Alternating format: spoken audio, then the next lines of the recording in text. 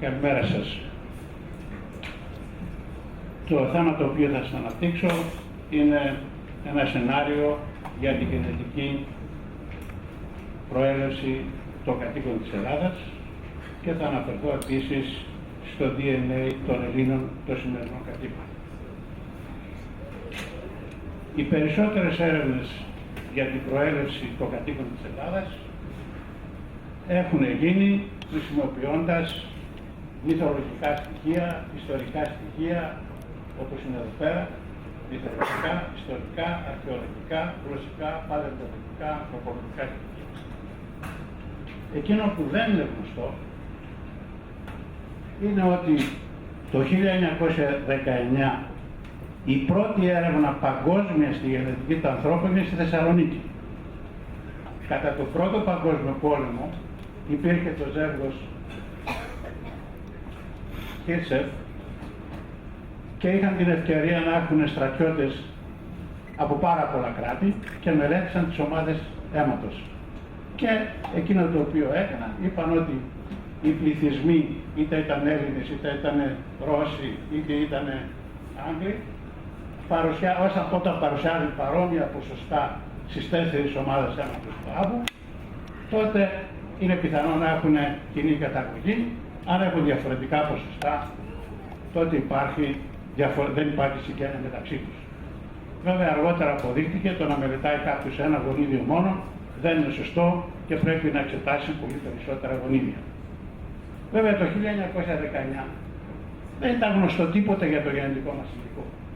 Να σκεφτείτε ότι το DNA έχει μια ιστορία 60 χρόνων, μόλις το 1943 ξέρουμε ότι το γενετικό μας υλικό είναι το DNA και μόλις 50 χρόνια από το Watson και Crick ότι ξέρουμε τον τρόπο με τον οποίο πολλαπλασιάζεται και ότι αυτός είναι ο φορέας των κληρονομικών ιδιωτήτων μας. Μόλις 10 χρόνια πέρασαν όταν οι δύο πρόεδροι των ΗΠΑ και ο Πρωθυπουργός της Αγγλίας βγήκανε στα ΜΜΕ για να πούν ότι ολοκληρώθηκε η αποκωδικοποίηση του DNA του ανθρώπου. Γνωρίζουμε μόλις από το 1954 ότι κάθε κύτταρό μας έχει 46 χρωμοσώματα. Από αυτά τα 22 μας ενδιαφέρει για τη σημερινή ομιλία, ένα το κληρονομά από τη μητέρα μας και ένα από τον πατέρα μας. Οι γυναίκες έχουν 2 χ χρωμοσώματα, ο άντρας έχει χ και y. Το y χρωμόσωμα, το DNA δηλαδή που βρίσκεται στο y χρωμόσωμα, σαν να είναι το μοριακό επίθετο του άντρα. Γιατί κληρονομείται μόνο από τον πατέρα, στο γιο, στον εγγονό και το καθεξής. Και μόλις το 1962 βρήκαν ότι εκτός από το DNA που είναι στο πυρήνα, υπάρχει και DNA στο μυτοχόντριο, περίπου 1,5%, το οποίο όμως αυτό το κληρονομεί μόνο από τη μητέρα. Η μητέρα κληρονομεί τόσο στο γιο όσο και στην κόρη. Άρα, όταν μελετάμε το DNA, μπορούμε να μελετήσουμε αυτό που βρίσκεται και κληρονομεί τόσο από τον πατέρα όσο και από τη μητέρα, αυτό που βρίσκεται στο Y και κληρονομούμε τα αγόρια μόνο από τον πατέρα, και αυτό το μυτοχονδριακό DNA το οποίο κληρονομούμε από τη μητέρα μας. Είπαμε ότι το 2003 έγινε αποκωδικοποίηση του DNA ενός ανθρώπου και είναι 3,2 δισεκατομμύρια ζευγάρια βάσεων. Κόστισε τότε 2,7 δισεκατομμύρια δολάρια, δούλεψαν 1.000 επιστήμονες από όλο τον κόσμο. 2 άτομα στην Ευρώπη, εγώ και εσείς, ή εγώ και ένας μαύρος, έχουμε 99% ίδιο DNA. Αυτό δεν έχει γίνει κατανοητό στον κόσμο, ότι πάρουν 2 τυχαία άτομα έχουν 99% ίδιο DNA και μόνο 1% είναι διαφορετικό. Μετά 10 χρόνια η γενετική κύριοι έχει κάνει άλματα. Σήμερα το να γίνει η αποκωδικοποίηση του DNA ενός ανθρώπου σε ένα αγγλικό εργαστήριο κοστίζει μόνο 2.000 ευρώ. Αυτό σημαίνει επανάσταση στην ιατρική. Ήδη η αποκωδικοποίηση του DNA έχει μπει στην ιατρική πράξη. Το πρόβλημα δεν είναι πλέον να αποκωδικοποιούν στο DNA, αλλά τι σημαίνει αυτό, ούτως ώστε ο γιατρός να μπορέσει να δώσει τις ανάλογες συστάσεις. Επιπλέον, ήδη δημοσιεύτηκε το DNA από 1.000 και περισσότερα άτομα. τέτοια είναι η ταχύτητα ανάπτυξης του DNA και της γενετικής τα τελευταία 10 χρόνια. Η δικιά μου ανάμειξη με το DNA αρχίζει, με τη γενετική του ανθρώπου και των Ελλήνων αρχίζει το 1996, όπου με τον τότε καθηγητή τον Κανέλη πήγαμε στα Ζαγοροχώρια με ειδικές άδειες από την αστυνομία, από το στρατό. Ο Σεραφείμ, ο μαγαζιστός μας είχε βοηθήσει και η κατάσταση ήταν αυτή στους Σαρακαταναίους, τους οποίους θέλαμε να μελετήσουμε. Δεν μας επέτρεπαν ούτε καν να βγάλουμε φωτογραφίες γιατί πιστεύαν θα πάθουν κάτι κακό. Δυστυχώς, την επόμενη χρονιά ο καθηγητής απολύθηκε και εγώ χρειάστηκε να σταματήσω την έρευνα. Και εκείνο που δεν ξέρετε, εγώ ξεκίνησα από την Πάτρα, τη δεκτορή μου διατριβή. Το θέμα της διατριβής μου δόθηκε στις παραλίες της Πάτρας από τον καθηγητή του Χριστοδούλου. Δώστε λίγο νερό. Αυτά για την ιστορία. Ας αρχίσουμε την ιστορία του καθηγητή της Πάτρας. Και θα αρχίσουμε όχι από το Homo erectus, δηλαδή πριν από 800.000 χρόνια, αλλά πριν από 300-400.000 χρόνια.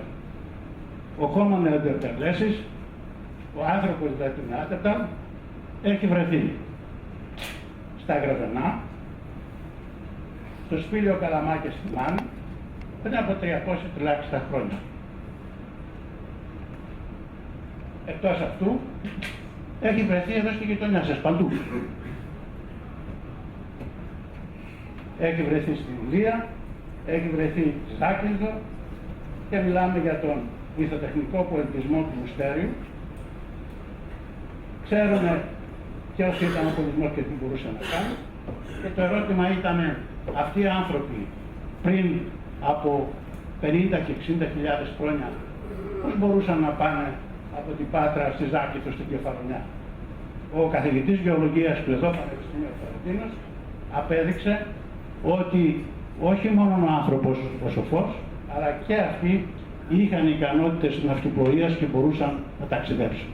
Από δημοσίευση η οποία έγινε πριν από ένα χρόνο. Ο άνθρωπος όμως Νεάντερταλ εξαφανίστηκε από την Ελλάδα πριν από 30.000 χρόνια.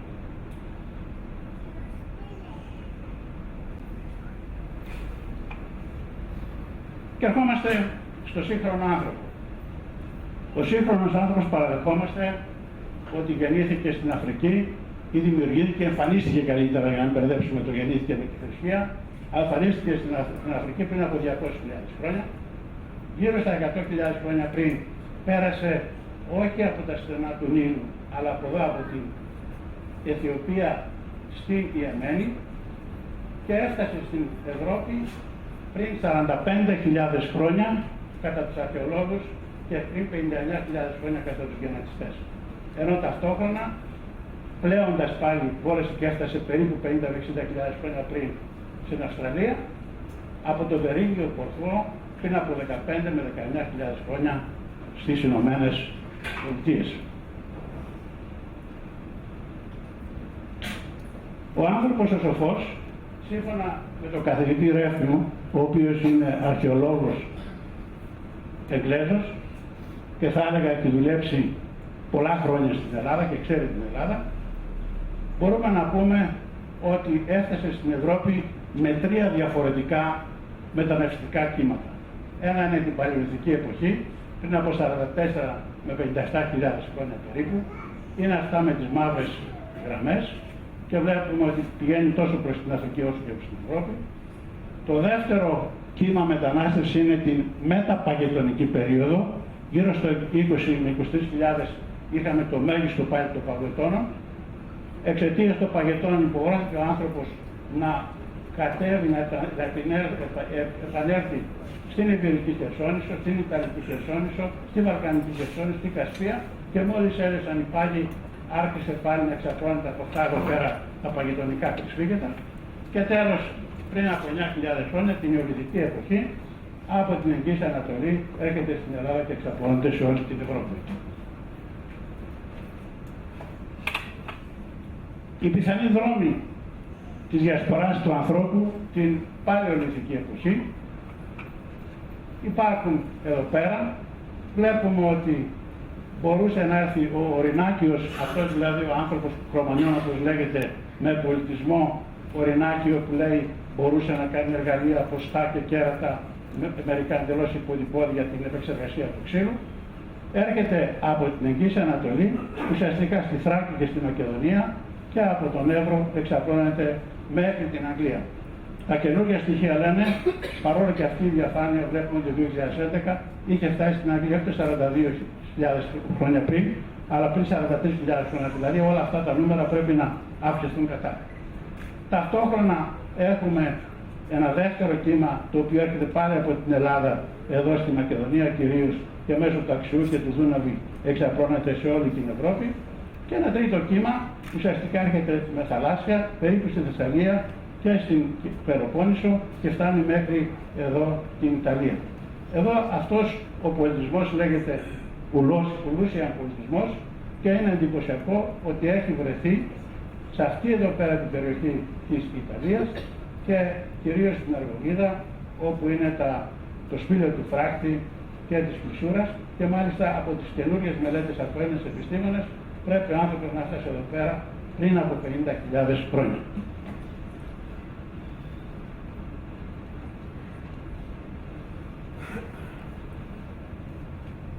Το πρώτο ερώτημα.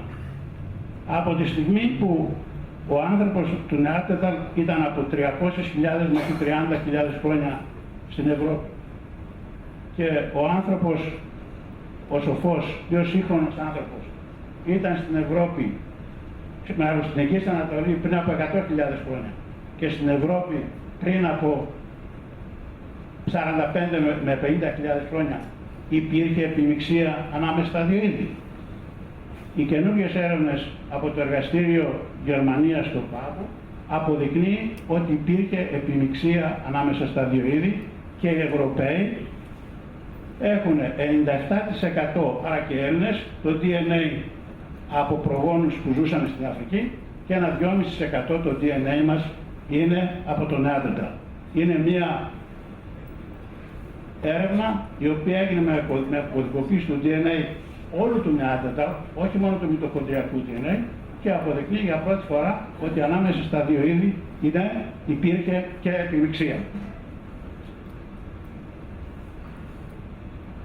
Και ερχόμαστε να δούμε γενικότερα το DNA μας.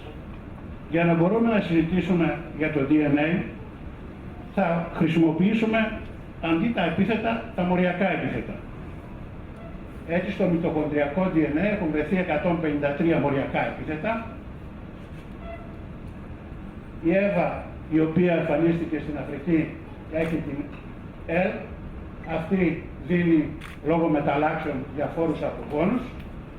Όπου φτάνουμε στον κλάδο μη και νη, ο κλάδος μη έχει εξάπλωση μόνο στην Αφρική, ο κλάδος νη έχει στην Ασία και στην Αφρική. Αν συνεπώς μελετήσουμε το DNA των σύγχρονων Ελλήνων και βρούμε κλάδους μη, σημαίνει ότι έχουν προέλευση από την Ασία και άρα πρόκειται για επιμιξίες. Από τους κλάδους αυτούς έχει γίνει ο F3, ο νη, ο R, και βλέπουμε ότι γύρω εδώ στα 45 με 50.000 χρόνια έρχεται ο κλάδος U, που από το Σάικο ονομάζεται Ούρσουλα. Οι απόγονοι της Ούρσουλας συνεπώς φτάνουν στην Ελλάδα και στην Ευρώπη πριν από 45 έως 50.000 χρόνια. Αυτά όσον αφορά το DNA από τη μητέρα μας. Το DNA από τον πατέρα μας ταξινομείται σε 311 ομάδες ή μοριακά επίθετα. Εκείνο το οποίο έχει βγει εδώ πέρα, ότι τελικά στην Ευρώπη φτάνει ένας κλάδος ο οποίος είναι περίπου J πριν από 45 με 50.000 χρόνια. Πού φτάσαμε? Αυτό μας ενδιαφέρει. Οι άνθρωποι αυτοί πρώτα απ' όλα ήταν κυνηγήτροφος συλλέκτες. Δεν γνώριζαν την νεολιθική γεωργική τεχνολογία. Συνεπώς ήταν κυνηγήτροφος συλλέκτες, ήταν απόγονοι της απλοομάδας R ή της Ούρσουλας που φτάσανε. Κατά το ΣΑΙΚ φτάσανε, όσο και να φαίνεται παράξενο, στον οφαλρό της γης. Πού είναι ο οφαλρός της γης? Στην Καρφούση. Εκεί λέει έφτασαν. Στην περιοχή του Ελικόνα και του Παρνασσού. Εκεί έφτασαν οι πρώτοι άνθρωποι και έδωσαν απογόνους. Ένας από αυτούς τους απογόνους πήρε το όνομα μιας από τις μουσες που ήταν σε αυτή την περιοχή και ονομάστηκε Ουρανία. Αυτοί έδωσαν απογόνους και φυσικά, σύμφωνα με τον καθηγητή Φερεντίνο, μπορούσαν να εξαπλωθούν είτε πηγαίνοντας οδικώς είτε με πλοία, όχι μόνο στην Ελλάδα, αλλά και στην υπόλοιπη Ευρώπη. Και έτσι βλέπουμε από εργασίες του Εργαστηρίου Γεωλογίας όλες αυτές τις περιοχές όπου είχαν πληθυσμούς τόσο στην Λευκάδα, Ζάκυνθο και ούτω καθεξής, που είχαν πληθυσμούς και βέβαια και την Δυτική Ελλάδα, όπως είναι τα σπήλαια του Κοκκινοπηλού, θέλατε να πάμε με τη γυναίκα και δεν μπορούσατε να πάμε για διάφορους λόγους, από εκείνη την εποχή, και φυσικά μπορούσαν και φτάσανε σε όλες αυτές τις περιοχές, σε όλη την Ευρώπη.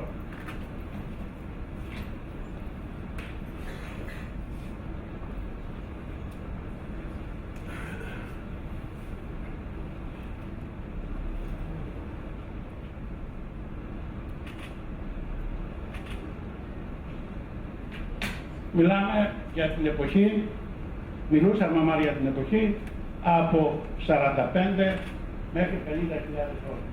Γύρω στο 20 με 25.000 έχουμε το τελευταίο μέγιστο των παγετώνων. Λόγω των παγετώνων υποχρεώνεται οι πληθυσμοί, βλέπουμε εδώ πέρα που υπήρχαν παγετώνες από 18 και 9.000 χρόνια, οι πληθυσμοί της Ευρώπης, όχι μόνο του ανθρώπου, αλλά και των ζώων, υποχρεώνονται να κατέλθουν νοτιότερα. Αυτό που γίνεται και το καλοκαίρι ακόμη, χθες έκανα τηλεφώνημα από το εξωτερικό και μας λέγανε στη Γαλλία είχαν 10 βαθμούς Κελσίου. Αντιλαμβάνεστε ότι όταν αυτή την εποχή έχουν τέτοιο καιρό, καταλαβαίνουν το επόμενο τι γίνεται. Συνεπώς υποχρεώθηκαν να κατέβουν στα νοτιότερα μέρη της Ευρώπης. Πού κατεβήκαν αυτοί οι άνθρωποι, πού ζούσαν εκείνη την εποχή δηλαδή? Υποχρεώθηκαν να έρθουν στη Νότια Γαλλία και στην Ιγυρική, ένα καταφύγιο. Εδώ στη Βόρεια Ιταλία, αν και είναι πολύ μικρό λόγω των Άλπαιων, στη Βαλκανική και στην Κασπία θάλασσα. Αυτοί ήταν απομονωμένοι μεταξύ τους.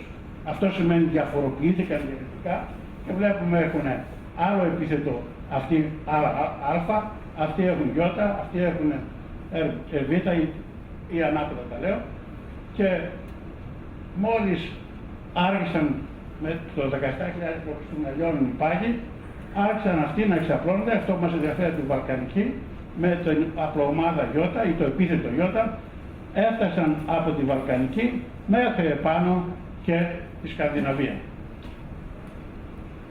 Αυτά όσον αφορά τους άνδρες. Το ερώτημα είναι, οι γυναίκες μέχρι που φτάσανε?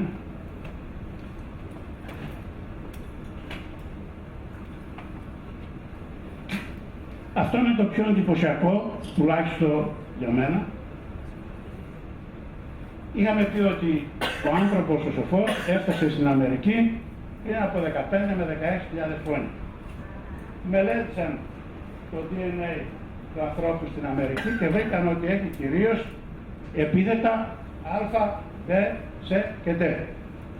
Αλλά στη Βόρεια Αμερική έχει και ένα άλλο επίθετο, το Χ ή της ξένιας. Εφόσον οι άνθρωποι αυτοί περάσαν από τον Περίγειο Πορθό και είχαν σε αυτή την περιοχή τα επίθετα Α, Β, Σ και Δ, θα έπρεπε να βρεθεί σε αυτή την περιοχή και το μυτοχονδριακό DNA της ξένιας. Δεν βρέθηκε όμως απολύτως τίποτα. Πού βρέθηκε αυτό? Βλέπουμε σε όλη αυτή την περιοχή, κυρίως στην Ευρώπη, και σε μεγαλύτερες ποσότητες βρέθηκε πού? Στην Ελλάδα, στην Δυτική Μικρά Ασία και κάπου σε κάποια νησιά της Αγγλίας. Το ερώτημα συνεπώς είναι, μήπως οι άνθρωποι εκείνη την εποχή, σύμφωνα και με το Φερεντίνο, είχαν όχι μόνο την ικανότητα να πάνε στην Ευρώπη, αλλά είχαν την ικανότητα να πάνε και στην Αμερική, τουλάχιστον στη Βόρεια Αμερική, γι' αυτό μέρος του DNA τους αποκαλύπτεται ότι μοιάζει με το DNA των Ευρωπαίων, ως πιθανή επισκέπτες εκείνη την εποχή στην Αμερική θεωρούνται Έλληνες, Ιταλοί ή και Άγγλοι. Είναι ένα γεγονός το οποίο αυτή τη στιγμή διερευνούν οι επιστήμονες, γιατί είναι παράδοξο πώς μπορεί να υπάρχουν περιοχές της Βόρειας Αμερικής με ποσοστά 4 και σε μερικές περιπτώσεις 20% αυτού του μοριακού επιθέτου. Ερχόμαστε στην νεολιθική εποχή, πριν από 9.000 χρόνια. Στην περιοχή της Έφορης Ημισελήνου αναπτύσσεται η γεωργία, εξημερώνουν ζώα, τα βόδια, τα κατσίκια, τα σκυλιά και το καθεξής, κάνουν μόνιμους οικισμούς και αρχίζουν να μεταναστεύουν από την Έφορη Ελλάδα προς την Ευρώπη και κυρίως την Νότια Ανατολική Ευρώπη.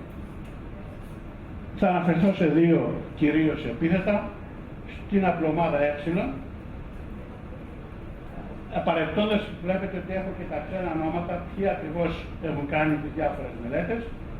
Εκείνο το οποίο διαπιστώνεται με το επίθετο αυτό, ότι η εξάπλωση αυτής της απλωμάδας της ε78 και κυρίως ενός γενερικού κλάδου που λέγεται ε3β1 ή ε13, ουσιαστικά εξαπλώνεται από τη Βαλκανική, αλλά κυρίως από την Ελλάδα σε όλη την υπόλοιπη Ευρώπη.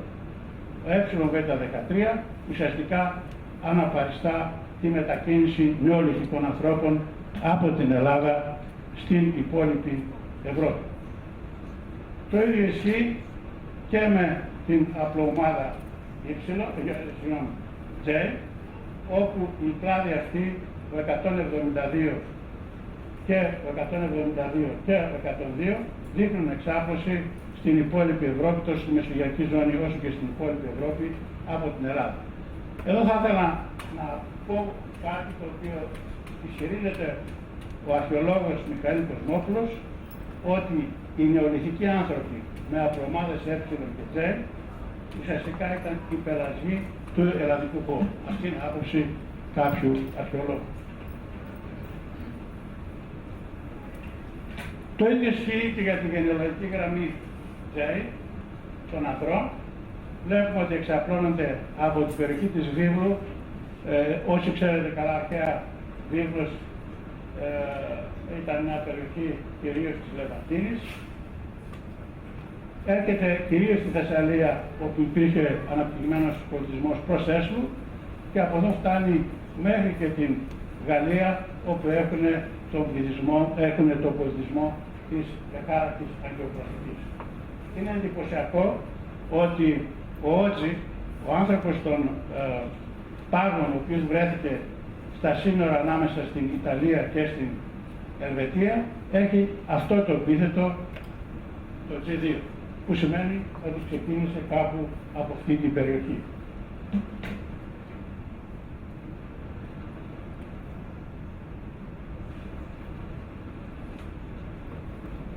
Ύστερα από αυτά μπορούμε να συνοψίσουμε ποιο είναι το DNA των Ελλήνων των σημερινών κατοίκων.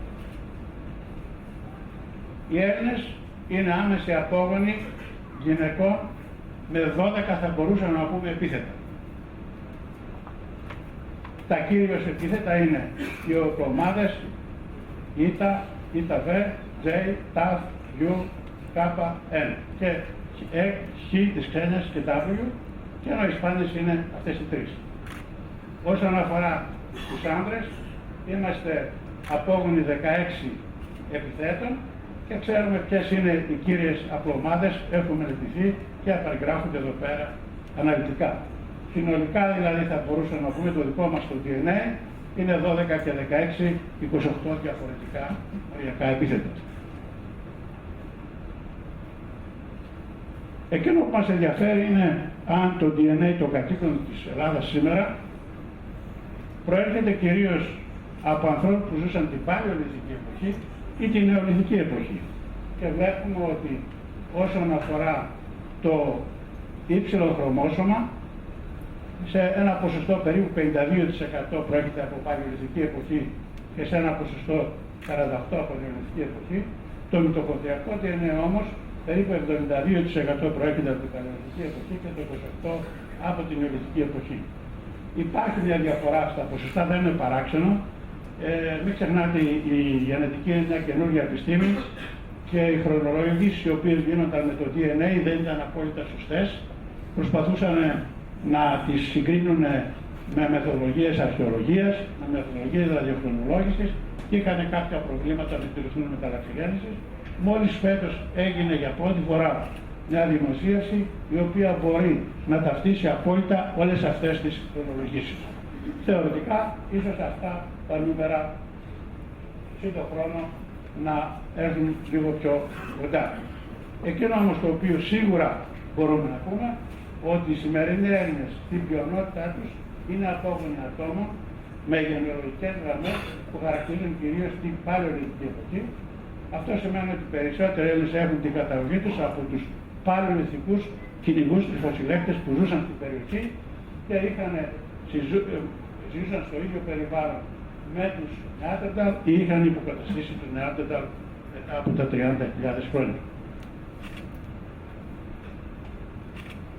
Εκείνο που μπορούμε επίσης να πούμε όσον αφορά το DNA το σημερινό κατοίκον της Ελλάδας, σύμφωνα με τη δημοσίευση αυτή, είναι 8,3% είναι από άτομα τα οποία ζούσαν την εποχή του Καλκαίου σήμερα, 19,8% την νεολιθική εποχή, 44,2% τέλος της ύστερης παλαιολιθικής εποχής, 14,7% το μέσο της ύστερης παλαιολιθικής εποχής, 11% τέλος της μέσης παλαιολιθικής εποχής και 2% είναι DNA το οποίο έχει καταγωγή Ασιάτες ή Αφρικανικές απλωμάτες.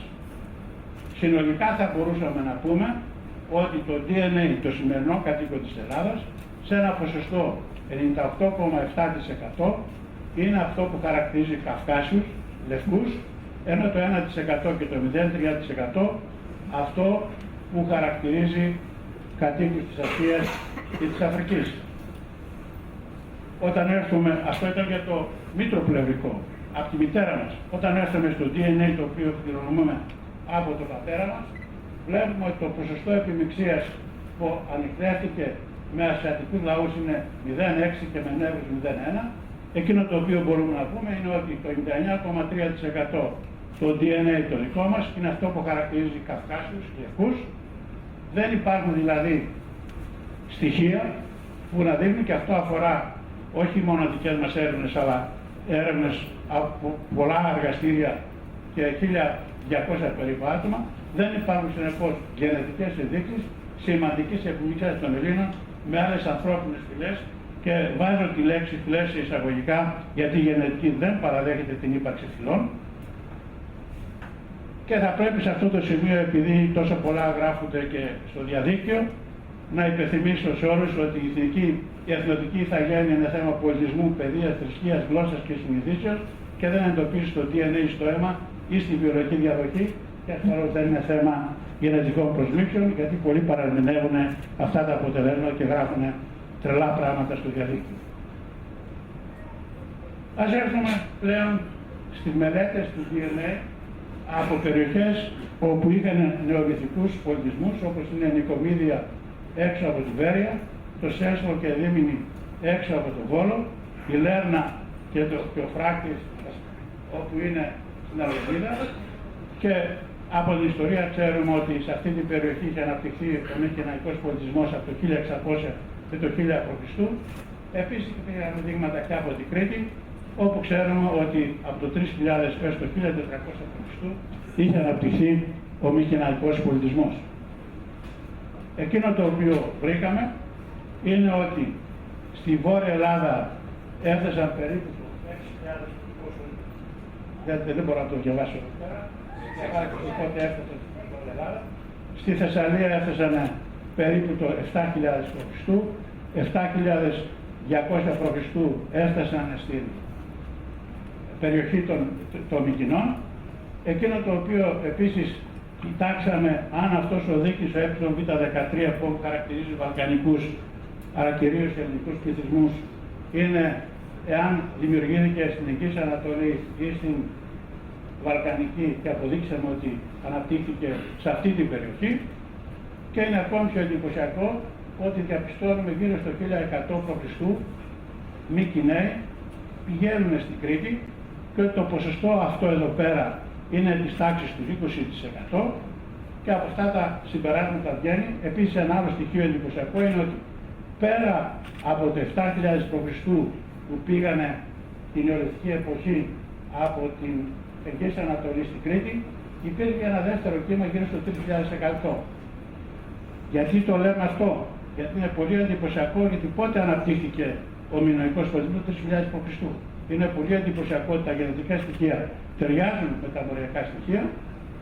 Και ένα επιπλέον στοιχείο, μήπως η μετακίνηση των Μικηναίων στην Κρήτη οδήγησε ούτως ώστε στη μινωική Κρήτη να γίνει μετεξέλιξη της γραμμικής Α στη Β, που κατά τον Μιχαήλ Βέντης, ο οποίος έκανε αποκωδικοποίηση της ελληνικής γλώσσας, είναι η συλλαβογραφή της αρχαίας γραφής ελληνικής γλώσσας. Οι κάτοικοι της Ελλάδας δηλαδή μιλούσαν ελληνικά γύρω στο 1700 π.Χ. και κατά τον Γκρέι, ο οποίος είναι γλωσσολόγος, η ελληνική γλώσσα είχε μορφωθεί πολύ παλιότερα, τουλάχιστον πριν από 6.500 χρόνια.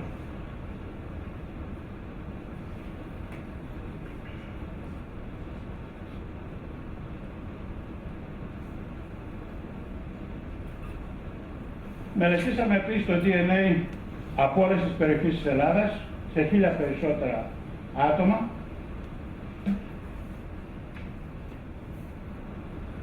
και ηλέξαμε την γενετική σχέση ή συγγένεια, θέλετε, ανάμεσα στις διάφορες περιοχές της Ελλάδος. Δεν διαπιστώσαμε ετερογένεια ανάμεσα στα πληθυσμιακά δείγματα τα οποία προέρχονται από τις διάφορες περιοχές της χώρας. Τα πληθυσμιακά δείγματα τα οποία προέρχονται από τη Μικρά Ασία είναι πιο κοντά με τη Χίο και με την Κρήτη, και επιπλέον αυτά τα δείγματα διαφέρουν στατιστικά σημαντικά τόσο από δείγματα από την Τουρκία όσο και από δείγματα από τη Βουλγαρία.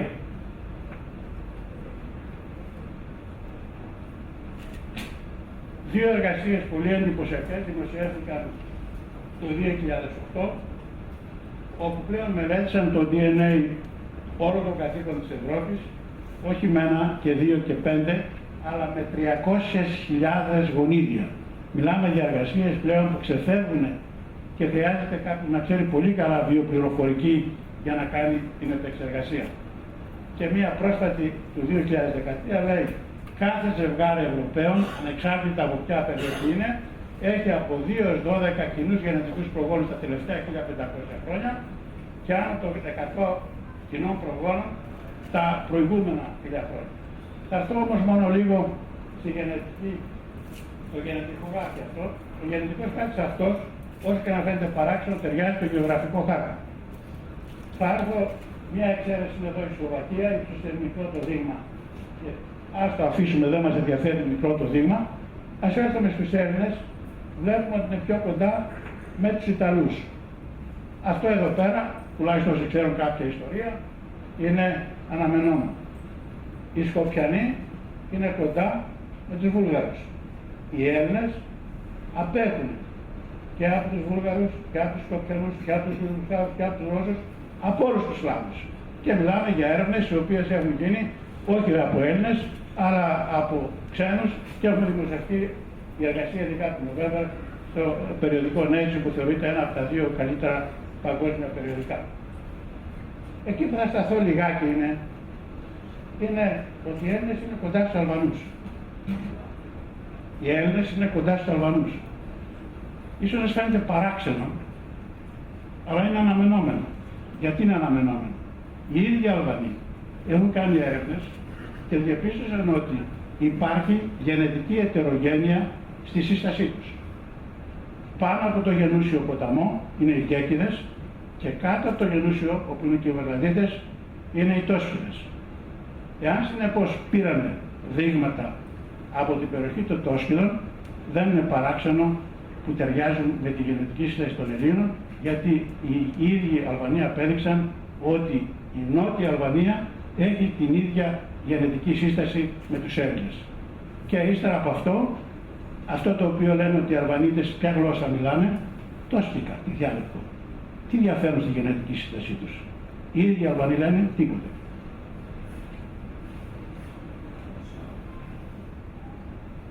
Συγκρίναμε επίσης τη γενετική σύσταση των Ελλήνων με σχεδόν όλους τους μεσογειακούς λαούς. Βλέπουμε ότι οι Έλληνες είναι κοντά στους Ιταλούς, Γάλλους, Ισπανούς και πολύ πιο μακριά είναι οι Τούρκοι και οι άλλοι.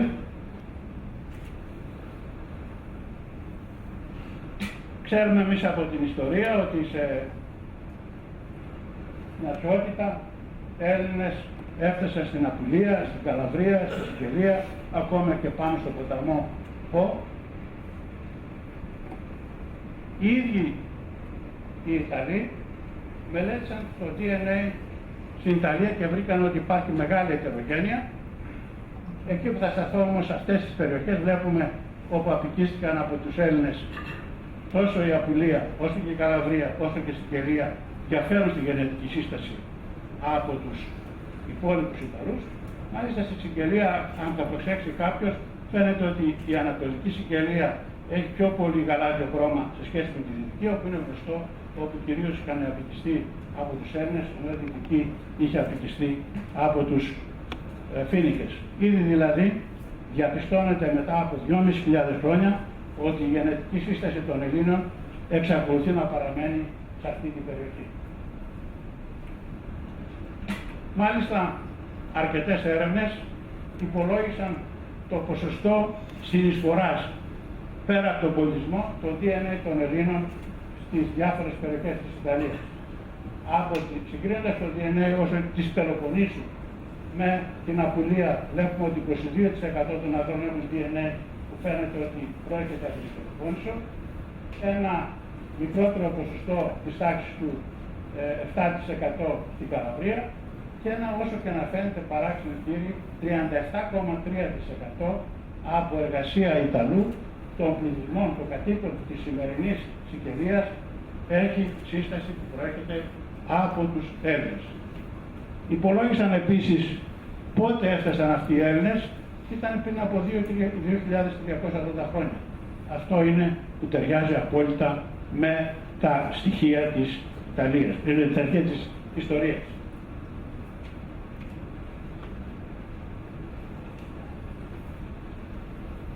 Ερχόμαστε σε ένα άλλο θέμα. Ξέρουμε εμείς ότι στην αρχαία Φώκια είχαν κατορθώσει και κάνει αποικίες στην Κορσική και μέχρι τη Μασσαλία. Το ερώτημα είναι αν θα μπορούσε κάποιος να βρει DNA συμβολή από τους κατοίκους της Φώκιας και της Μύρνης, τους οποίους μαζέψαμε το DNA και διαπιστώσαμε ότι σύμφωνα με τα δημογραφικά μοντέλα η διείσδυση των Ελλήνων στη Νότια Ιταλία είναι 10%, με το DNA είναι 17%. Είναι εντυπωσιακό ότι αποκαλύπτεται στην περιοχή της Προβυγίας μετά από πάλι 2.500 χρόνια περίπου γενετική διείσδυση από τους Έλληνες και κυρίως από απογόνους κατοίκων της Φώκιας και της Μύρνης στη Νότια Γαλλία. Είναι ακόμα πιο εντυπωσιακό ότι τα 9 δείγματα τα οποία μελετήσαμε, δηλαδή από την Τουρκία, τη Σμύρνη, τη Φώκια και την Ελλάδα, όταν τα συγκρίναμε μεταξύ τους γεωγραφικά, δηλαδή Ελλάδα, Τουρκία και γλώσσα ή θρησκεία, ήταν στατιστικά σημαντικά ανάμεσα στην Ελλάδα και στην Τουρκία και επίσης ξεχώριζαν οι πληθυσμοί τόσο με τη θρησκεία όσο και με τη γλώσσα.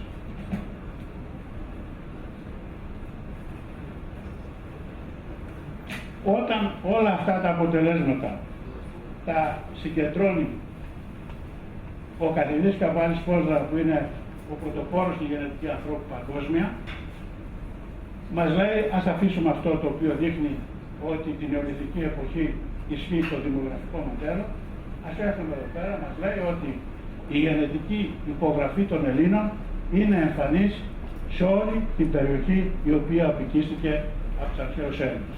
Μετά 2.500 χρόνια, μας λέει ο Καβάλης Φόσδρα, μπορεί κάποιος να αποκαλύψει το DNA των Ελλήνων σε όλες τις περιοχές αυτές. Συνοψίζοντας συνεπώς όλα αυτά τα στοιχεία, βλέπουμε ότι και τα γενετικά, οι Έλληνες είχαν απικήσει σε όλες αυτές τις περιοχές και αποκαλύπτεται σήμερα η DNA υπογραφή των Ελλήνων σε όλες αυτές τις περιοχές. Για μένα πιο εντυπωσιακό είναι η Σαγαλασσός, είναι μια βυζαντινή πόλη, την οποία μελέτησαν το DNA Βέλγοι επιστήμονες από τάφους το 1000 μετά Χριστό, 1100 και φυσικά όποιος ξέρει λίγη ιστορία δεν βρήκαν καθόλου DNA μογγολικό και το DNA αυτής της περιοχής έμοιαζε με τον Ελλήνο ή των Ιταλών που λόγω του ίσως της Βυζαντινής ή της Ρωμαϊκής επίπτωσης. Μέχρι εδώ πέρα θα μπορούσε να πει κάποιος λίγο πολύ τα αποτελέσματα της γενετικής ταιριάζουν με τα ιστορικά ή τα επιβεβαιώνουν τα ιστορικά. Το Δεκέμβριο δημοσιεύτηκε μια εργασία η οποία μου έκανε τρομερή εντύπωση, όχι βέβαια από Έλληνες επιστήμονες, από Σουηδούς, και λέει ότι το DNA λειψάνου νεολιθικής εποχής από αυτή την περιοχή, την νότια ανατολική Σουηδία, ταιριάζει κυρίως με Ελλήνο και Κυπρίο. Και μην νομίζετε ότι ανέλησε κάτι ψηλοπράγματα, ανέλησαν 243 εκατομμύρια γράμματα οι βάσεις του DNA νουκλεοτίδια. Μιλάμε για τρομερές μελέτες. Και εγώ τώρα, διαβάζω αυτή την εργασία, η Ελλάδα εδώ κάτω, η Σουηδία και πάνω, πώς έφτασαν οι Έλληνες και πότε μπορούσαν να φτάσουν εκεί πέρα. Να σκεφτείτε ότι η άλλη στήλη εδώ δείχνει όχι το DNA από νεολιθική, από άλλη εποχή, δεν ταιριάζει με τους Έλληνες τη μεσολιθική εποχή και ταιριάζει με τους κατοίκους εκείνης της περιοχής, της Σουηδίας, της Νορβηγίας και ούτω καθεξής. Πώς μπορεί να φτάσανε, μιλάμε την νεολιθική εποχή, προσέξτε την νεολιθική εποχή για τη Σουηδία, όχι για την Ελλάδα. Η Ελλάδα εκείνη την εποχή έχει χάκολιθη εποχή. Πώς μπορεί να φτάσανε εκεί πέρα. Για μένα ήταν λίγο παράξενο, αλλά 4 εργασίες οι οποίες δημοσιεύτηκαν πρόσφατα μου έδωσαν την απορία. Εδώ έχω στοιχεία για το μινωικό και για τον μη κοιναϊκό πολιτισμό. Το ερώτημα είναι αν σε εκείνη την περιοχή πέρα από το DNA βρέθηκαν και αρχαιολογικά στοιχεία που να ταιριάζουν. Βλέπουμε ότι σε αυτή την περιοχή, εδώ που είναι η μελέτη, βρέθηκαν πλοία τα οποία μοιάζουν με τα πλοία των Μικηναίων και των Μινωητών. Στις Μικίνες βρέθηκαν περιδέρια στους τάφους που είναι, λέει, από κεχριμπάρι, ηλεκτρό, το οποίο είναι η προέλευση της Σκανδιναβίας. Βρέθηκαν επίσης αυτάδοτα σχεδιαγρήματα, τα οποία είναι τα ίδια με αυτά που βρίσκονται στους Μικηναϊκούς τάφους. Άρα μπορούμε να πούμε υπάρχει φαινολογικά ομοιότητα στα ευρήματα τα οποία υπήρχαν στη Σουηδία και στην Ελλάδα. Φτάνει αυτό? Όχι για αυτούς. Έπρεπε να κάνουν χημική ανάλυση, έπρεπε να μετρήσουν ισότοπα, να αποδείξουν ότι αυτά τα ευρήματα που βρήκαν εκεί πέρα δεν δημιουργήθηκαν από μεταλλεία της Σουηδίας και ότι είχαν προέλευση στην Ελλάδα. Πραγματικά η χημική ανάλυση και τα ισότοπα απέδειξαν ότι τα βρήματα αυτά προέρχονται από την Ελλάδα. Πάλι όμως παρέμεινε το ερώτημα πώς έφτασαν τόσο νωρίς οι Έλληνες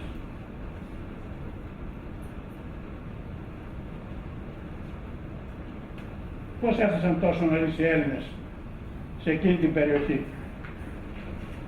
Δηλαδή μήπως ανάμεσα στους κατοίκους του Αιγαίου υπήρχαν πέρα από την αλλαγή εμπορική και επιμιξίες DNA. Νομίζω λύθηκε το πρόβλημα από τους ίδιους Σουηδούς και από τις συζητήσεις και από όσα ξέρω για το μηχανισμό των αντικειθήρων. Ένα πρόπλασμα του μηχανισμού των αντικειθήρων θα μπορούσε να τους βοηθήσει τους Μινωίτες και τους Μικηναίους, χρησιμοποιώντας κατά τους Σουηδούς εμπορικούς σταθμούς στη Νότια Σικελία και στην Πορτογαλία, να μπορούν να φτάνουν εκείνη τη μακρινή εποχή μέχρι ακόμη και την Σουηδία. Είναι ένα εντυπωσιακό αποτέλεσμα το οποίο βρίσκει εξήγηση πλέον καλή. Και ερχόμαστε στην τελευταία πιο εντυπωσιακή ανακάλυψη. Εντάξει, μελετάμε το DNA των κατοίκων της Ελλάδας και κάνουμε σενάρια για το DNA μας την νεολιθική, την παλαιολιθική εποχή. Το ερώτημα είναι υπάρχει άμεση σύνδεση του DNA από μινωικούς τάφους ή από νεολιθικούς τάφους με το DNA των σημερινών Ελλήνων? Και η απάντηση είναι καταφατική, είναι εργασία του Σταματογιαννόπουλου. Τώρα, απλώς επιστημονικά, λέω ερευνητική ομάδα του Σταματογιαννόπουλου, γιατί ήθιστε, όσο και να φαίνεται παράξενο, στη Δύση και σε αρκετά πανεπιστήμια, αυτός που είναι ο αρχηγός της ομάδας γράφεται τελευταίος και όχι πρώτος. Είναι ένα εντυπωσιακό. Συνεπώς, η ομάδα του Σταματογιαννόπουλου, χρησιμοποιώντας αρχαιολόγους, χρησιμοποιώντας τον ιατροδικαστή, τον Μίχαλο Δημητράκη από τη Κρήτη και διάφορους άλλους κλάδους, ανέλυσε το DNA απολύψανα που βρήκανε στον Άγιο Χαράλαμπο σε κάποιο σπήλαιο στο οροπέδιο του Λασιτίου. Αυτός ο τάφος με τις εκτιμήσεις που κάνανε έχει ηλικία από 4.700 μέχρι 3.700 π.Χ. Επειδή μπορούν να μελετήσουν πιο εύκολα το μυτοκονδριακό DNA, μελέτησαν το μυτοκονδριακό DNA και το συνέκριναν με το DNA από 135 αρχαίους και σύγχρονους πληθυσμούς.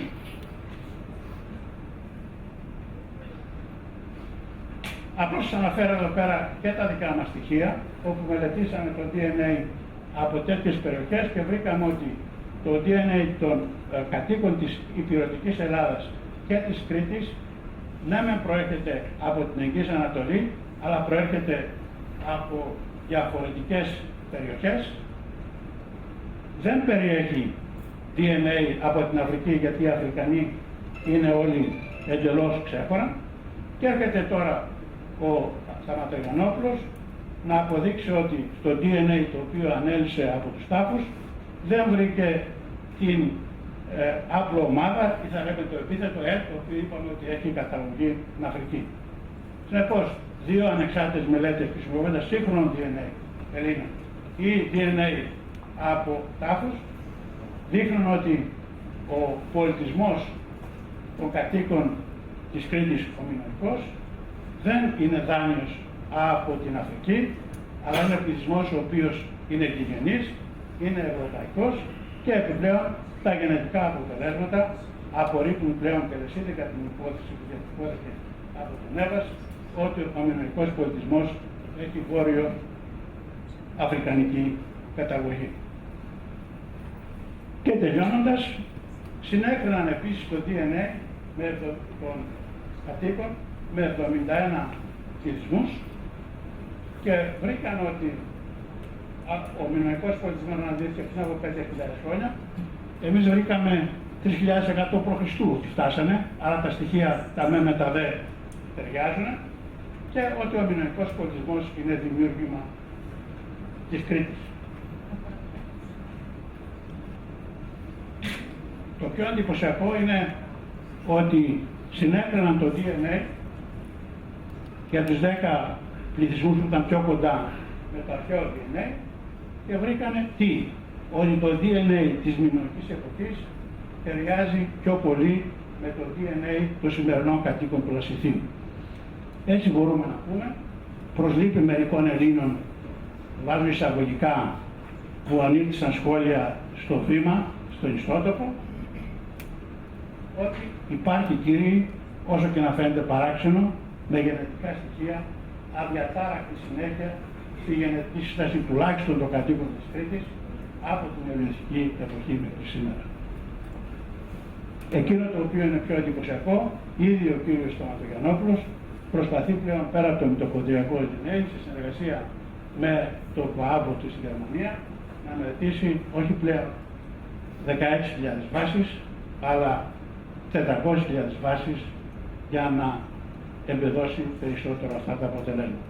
Συνοψίζοντας μπορούμε να πούμε ότι ναι, σε ένα μεγάλο ποσοστό το DNA των κατοίκων της Ελλάδας είναι λευκών και υπάρχουν μικρές επιδειξίες και ότι αποδεικνύεται πλέον περίτρανα η σύγκριση του DNA, το αρχαίο DNA με το σημερινό, ότι υπάρχει συνέχεια των κατοίκων της Ελλάδας. Ευχαριστώ πάρα πολύ.